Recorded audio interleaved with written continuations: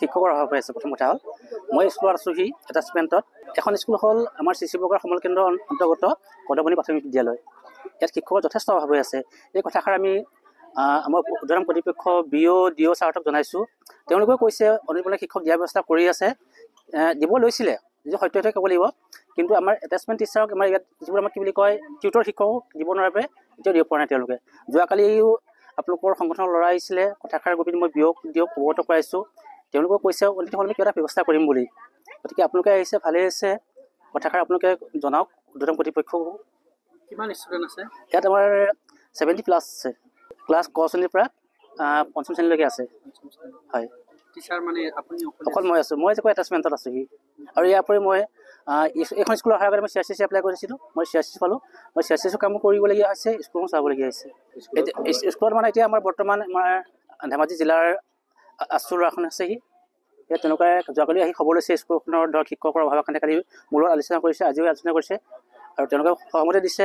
তেওঁলোকে কৈছে আমি যেতিয়ালৈকে নতুন শিক্ষক নাহে দুজন শিক্ষক আমাৰ দিয়াৰ ব্যৱস্থা কৰিম বুলি কৈছে। মই স্বাগতম জনাইছোঁ তেওঁলোকক। আমাৰ যে তেওঁলোকৰ কণ ল'ৰা ছোৱালীখনৰ চিন্তা কৰিছে, বহুত ধন্যবাদ জনাইছোঁ তেওঁলোকক।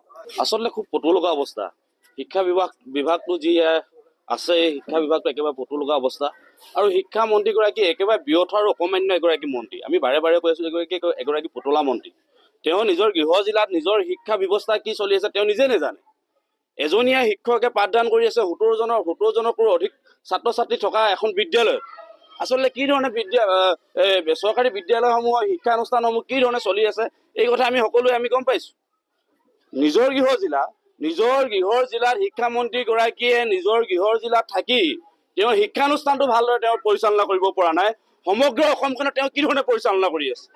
আচলতে খুব এটা আটাইতকৈ দুৰ্ভাগ্যজনক কথা এইটো যে যিসমূহ চৰকাৰী বিদ্যালয় আছে সেই বিদ্যালয়সমূহ আন্তঃগাঁথনিসমূহ ঠিক কৰিব লাগে, শিক্ষা ব্যৱস্থাটো উন্নত কৰিব লাগে। কেনেকুৱা শিক্ষা ব্যৱস্থা উন্নত হ'ব?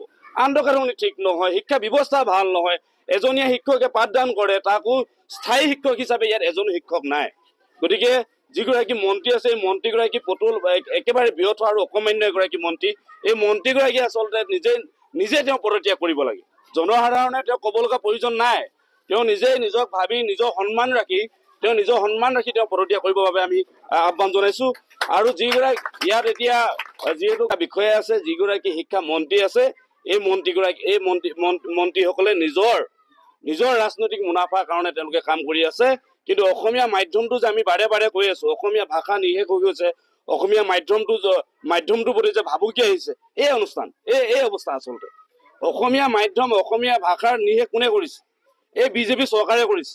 ল'ৰা পঠিয়াওঁ, স্কুললৈ পঠিয়াওঁ, থৈ আমি নিজে কৰি মেলি খুৱাই বুৱাই পঠিয়াওঁ। 10টা বজাত 10:30 বজাত স্কুল ঘৰ পাইগৈ। স্কুলৰ পৰা আকৌ 11টা বজাত পাইগৈ। কাহানিবা এদিন হত পাই 12টা বজাত ঘৰ পাইগৈ। তাত হয়তো 2-3টা বজাত আগতে ডাক চাই থাকোঁতে ডিলিট চাই থাকোঁতে 2টা বজাত ঘৰ পাইগৈ। ইমান ভাল লাগে 2টা বজালৈকে চাই পঢ়াইছে বুলি।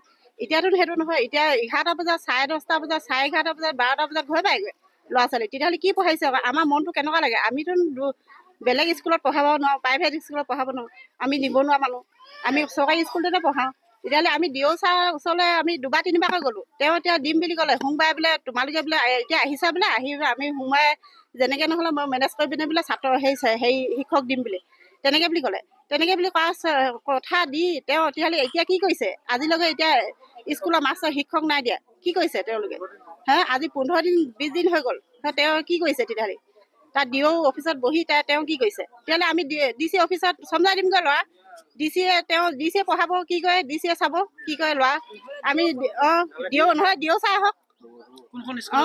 এখন কদমণি প্ৰাথমিক বিদ্যালয়। এজনো শিক্ষক নাই। আপুনি বিচৰা বাতৰি পাব কেৱল নিউজ 18 এপত।